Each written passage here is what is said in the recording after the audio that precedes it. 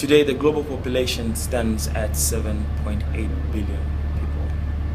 Africa making 1.1 billion of this population. 70% of this 1.1 billion are aged 30 or below. India has 356 million young people between 10 to 24 years of age. They lack access to their basic rights and therefore are unable to protect their individual and personal choices. All of these issues obviously have an adverse effect on their ability to exercise their sexual and reproductive health and rights.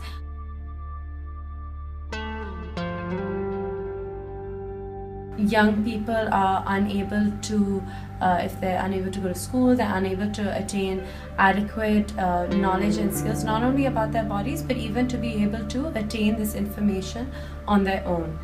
What we observe is also the rise of anti-choice powers, which try to hinder even youth access and try to influence this youth negative approach to sexuality. Lack of trust on young people, where we don't really involve young people in developing or implementing programs or in framing policies.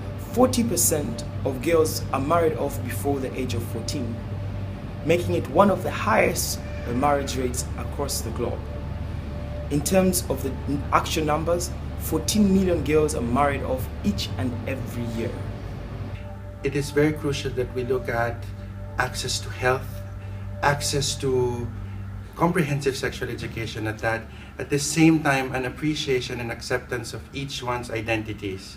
Comprehensive sexuality education needs to be incorporated into the national curriculum so that young people in general would know and exercise their sexual and reproductive health and rights.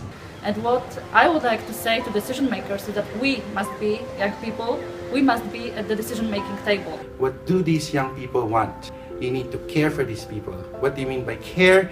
You need to make sure that they are secure in society, that they are secure in themselves. Give young people the information that will allow them to make informed choices. Give them the skills and the perspective to be able to relate this information to their own lives. Develop their capacities to advocate for having this information and access to their rights themselves. It is important that we look at the world and the region through the lens of young people, because it is what they say, it is what they do that really matters right now.